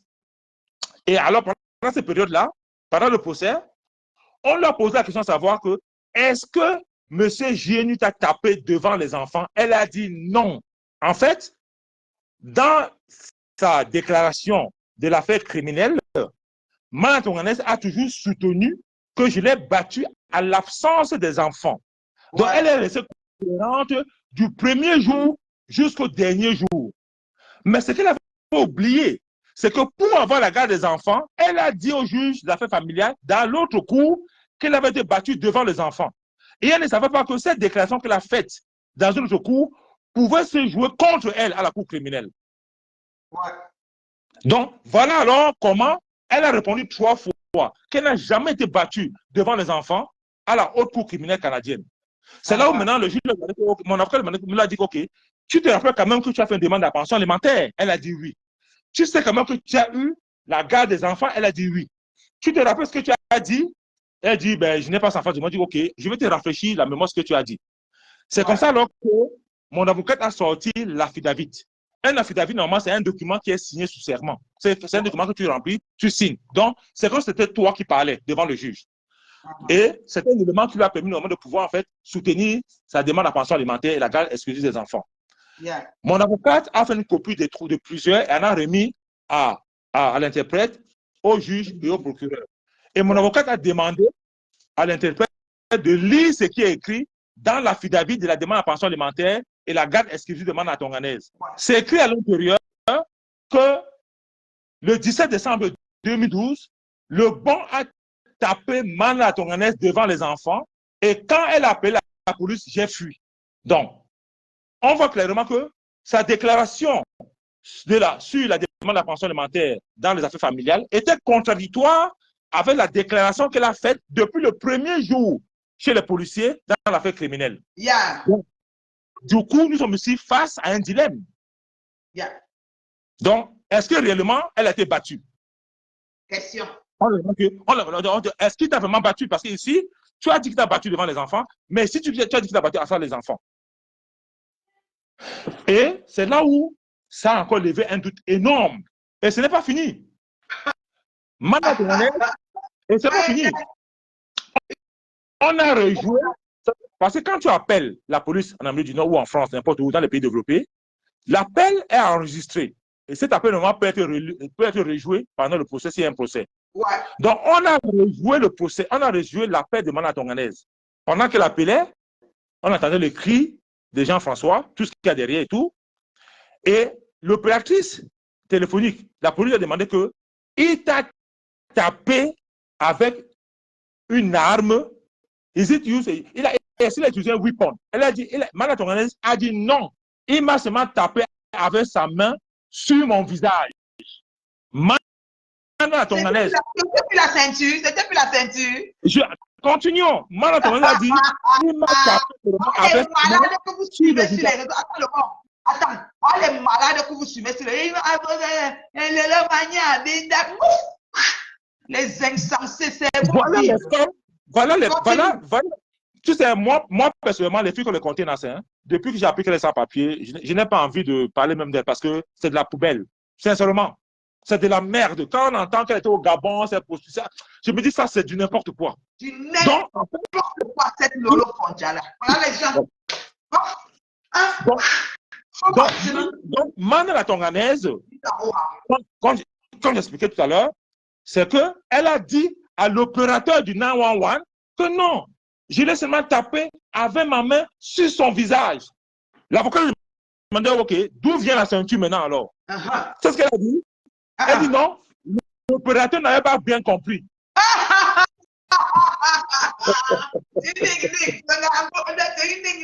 Envoyez les cœurs, s'il vous plaît. Vous êtes pour. C'est quoi? Non, non, non. La ceinture, c'est depuis quelques mois. Maintenant, quand on revient maintenant pour dire que, mais, où est la ceinture? Elle dit que quoi? Oui. On dit, mais. Elle dit maintenant qu'il n'avait pas bien compris. Elle dit maintenant que mais la ceinture sort d'où? Alors maintenant. Elle dit non, ils n'ont pas bien compris. C'est parce que vous voulez dire, on dit, excuse-moi, la ceinture sort d'où? D'où sort la ceinture? Tu as dit au 911 qui t'a tapé ses mains avec sa main, et là maintenant tu sors la ceinture. Voilà pourquoi Mana Tonganaise n'aime pas parler de procès criminel. Tout ce qu'elle veut vendre l'abandon d'enfants. Oui. Ça lui fait mal. Ça balle du shérif pour ramasser les dos et payer les sacs chers. Parce que le premier chèque payait les sacs. Oui, c'était sa balle du shérif. Elle ne savait plus comment faire. Donc, on l'a montré. Donc, ces trois événements-là ont clairement fait comprendre le juge que son histoire était inventée. Sans ignorer, sans oublier l'aspect. Sans oublier l'aspect du citron. Parce qu'en fait, citron vert officiel. Voilà. Le procureur lui a demandé que, mais, après avoir été violée, comme vous le dites, qu'est-ce que vous avez fait? Elle dit, je suis allé laver mon cul avec le citron. Elle dit, je suis allé laver mon couetou avec le citron. Mana la Tonganaise, tant que femme pour parler, dit que, après avoir été violée au Canada par le père de ses enfants, le bon, elle est partie laver son couetou, son cul avec le citron. L'avocat dit, mais what's the hell? What's the hell? Ça, c'est quoi ça? Après le viol, pardon, dites-moi un peu, le citron fait quoi après le viol? Ben, je ne sais pas. L'avocat dit, mais what's that? Afam vient me dire ça. Donc, elle était, Mana Tonganaise, elle ne pouvait pas imaginer. Et maintenant, ce n'est pas fini. Je vous ai parlé au départ de mon ami qui avait accompagné les enfants à la maison. Or, mon ami avait fait un témoignage écrit. En fait, qu'est-ce qu'il avait dit? En fait, mon ami avait appelé la Tonganaise le même jour. Parce que j'avais dit qu'il avait oublié mon Blackberry. Et la Tonganaise a dit à mon ami qu'elle a appelé la police contre moi parce que ma famille me cherche une autre femme au Cameroun. Donc, mon ami Léonard avait la version que non, que ma famille me cherche une autre femme au Cameroun. Mon ami lui dit, mais attends, excuse-moi, mais c'est pour ça que tu appelles la police contre mon ami? Mais tu racontes n'importe quoi. C'est pour ça que lorsque mon ami est arrivé à la maison, il a dit au policier qu'il n'y a rien qui s'est produit. Vous racontez n'importe quoi. Parce que lui, il a la version que la Tonganaise lui a donnée. Et c'est là où mon ami alors a fait un témoignage écrit. Et quand l'avocat a posé les questions à la Tonganaise par rapport à mon ami, la Tonganaise a dit qu'elle n'a pas voulu dire la vérité à mon ami parce que mon ami me cherche les femmes. Mais vous, quand je vois les gens être avec la Tonganaise, je dis, mais vous êtes malade. Cette fille est malade. La Tonganaise est malade. Quand Diamant Bleu, quand Maléba Perpétue dit que la Tonganaise ment là, je vous dis qu'elle dit la vérité. La Tonganaise, c'est le genre de personne que si tu l'attrapes, il faut qu'il y ait une caméra. Et même si il y a une caméra, elle va dire que ce n'est pas elle. Elle a le mensonge dans le sang. Est-ce que tu comprends? Ouais. On l'a coincé partout. Et le procès a eu lieu de mardi à vendredi. Généralement, les procès criminels, avant que le juge ne prenne une décision sur la base des témoignages contradictoires, attend parfois 2 à 3 semaines. L'affaire est terminée. Le procès a commencé du mardi et s'est terminé le vendredi. La juge a demandé au procureur de la République canadienne et à mon avocat de faire chacun un rapport et de venir lundi avec sa décision. Lundi, je suis venu à 10h15, j'étais free to go. J'étais libre et acquitté de toutes les charges. Et je précise encore que le bien était au procès. Contrairement à ce que les gens ne comprennent pas. Le bien a assisté à tous les procès contre moi au Canada. À chaque fois qu'il y avait un procès, elle payait son billet d'avion, elle venait. Ça peut bien ne comprennent pas comment le bien avec moi. Est-ce que tu comprends? Le bien, tu ne peux pas venir faire le Congo ça contre moi sur le bien. Quand je vois des bordels, je vois des ratés, raconter les choses contre le bien, je rigole. Le bien, la vérité, à la source, elle est au courant de l'information à la source. Elle-même, dans l'affaire criminelle, le bien avait signé, a été witness dans l'affaire criminelle. Oui. A été Oui. witness. Parce que quand j'avais payé, parce que mon avocat avait demandé 15 000 $ pour un seul procès, hein, la dernière avocate que j'ai pris, elle m'a demandé 15 000 $ pour aller me défendre à haute cour, parce que les 4 premiers avocats que j'avais pris normalement m'ont bouffé l'argent, n'ont rien fait. Donc le dernier m'a pris 15 000 $.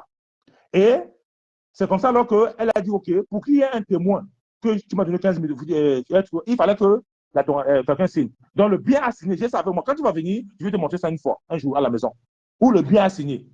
Donc pendant le procès, je reviens encore sur le procès.